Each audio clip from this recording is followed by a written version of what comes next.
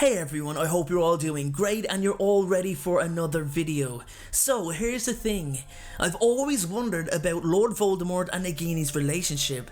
What created such a bond of trust between them? Especially as the Dark Lord seemed to have no trust in anyone. He created a false sense of friendship with so many of his followers, and he only ever put his own interests first. However, there always seemed to be a different aura around that snake.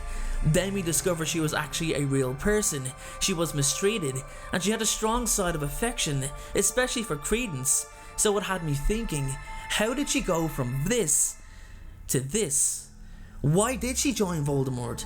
There definitely seems to be more than one reason, and in today's video I'm going to explore all of those possible reasons as to why she became the Dark Lord's most trusted accomplice. So with that being said, grab yourself a butterbeer, get yourself comfy, and enjoy today's video from Harry Potter Folklore.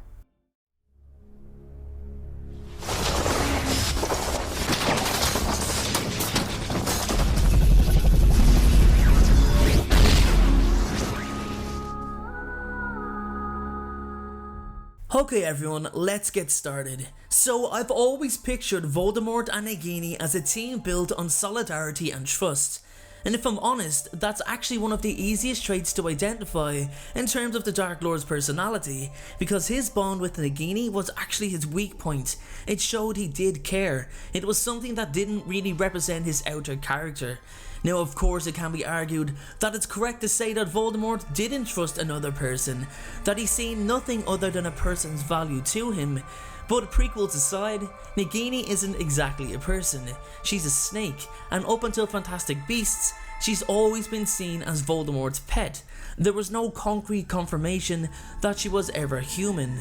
Now the trouble with Nagini in the prequel, and the trouble with most prequels, is the fact that you have to tell a story of origin. It's got to have a base, it's got to be fitting, and it's got to make sense. So how does this woman, who's been stricken with a blood curse, someone you actually feel sorry for, become the creature that devours Charity Burbage over 70 years later? Is her personality change completely down to Voldemort?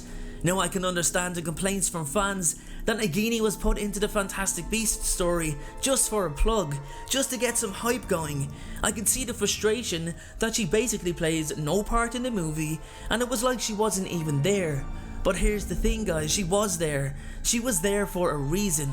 We will discover her true backstory, and we will find out what happened to her, and we can all finally understand what happened during her life leading up to meeting Tom Riddle. But that's 2021. It's practically 2 full years away. So I really want to do my best today to explain from my own research why Nagini joined Voldemort, and hopefully I'll have correctly predicted at least one thing that happened with the Maledictus. So let's really dive into all of the possibilities. Let's first look at Nagini herself. Now she has a blood curse, we know this. It's eventually going to confine her permanently to the body of a snake. Now it's not confirmed if one day her curse transforms her against her will, or she can only transform a certain amount of times before she can no longer return to human form. For example, like every transformation heightens and worsens her condition. Personally, I'd like to think it's the latter reason. I believe it makes a more convincing story. Like maybe she uses her final transformation to save Credence or something. The ultimate sacrifice condemns her to life as a serpent. So let's take that into consideration, that she's now permanently a snake. Now it's not too much of a shock for her because she spent so much time in serpent form. She knows the body of the snake, how it works, but she can never return to human form. That's the major point I have to highlight. So that is a lot to take on mentally. Can you honestly imagine what that must feel like? Trapped with a human mind inside an animal's body. How difficult that must be to comprehend. In addition to that, the serpent instincts would also kick in, meaning Nagini is some hybrid snake, more intelligent than others, but her mind is coated with snake instincts. So human Nagini is gone, and now we have this creature who just might be pretty pissed off at the world. Why did this have to happen to her? She's lost everything. She can't even speak anymore. Only parcel tongue. Only to those who can understand her, and I can tell you they are far and few. Then what about her conversing with other snakes?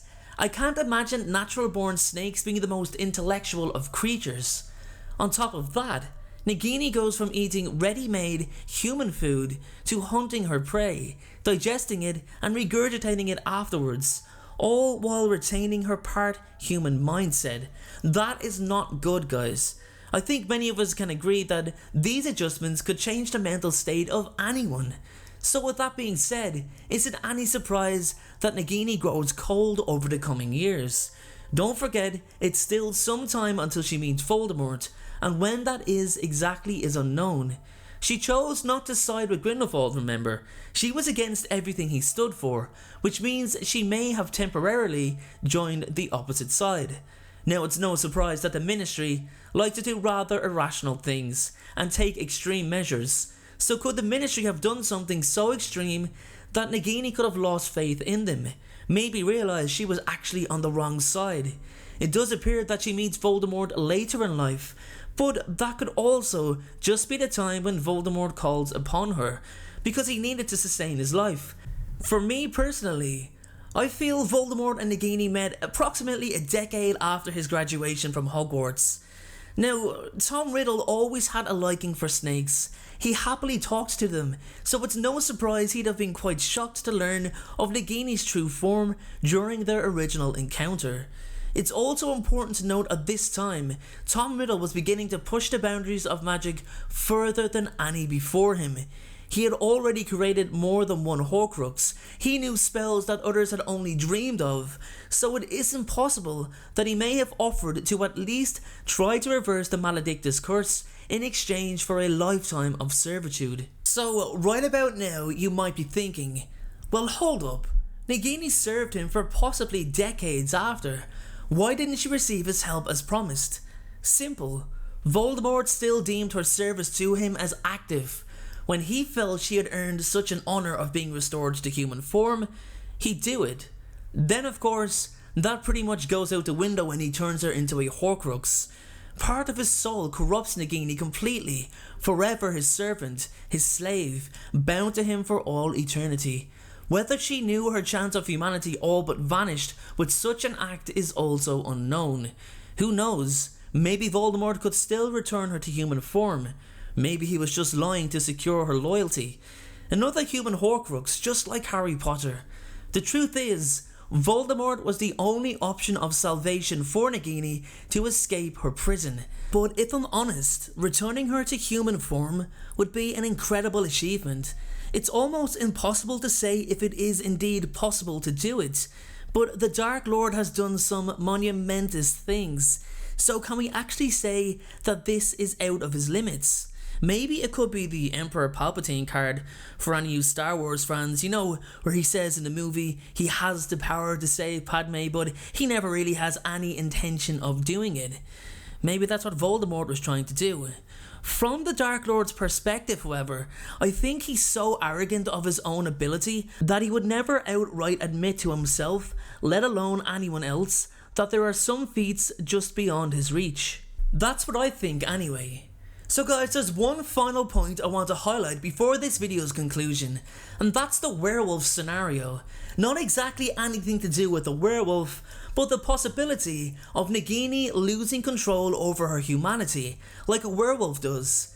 Did Nagini forget herself and a new persona developed? Did she just completely forget who she was? Personally, that's not my favourite scenario, but I want to know what you all think.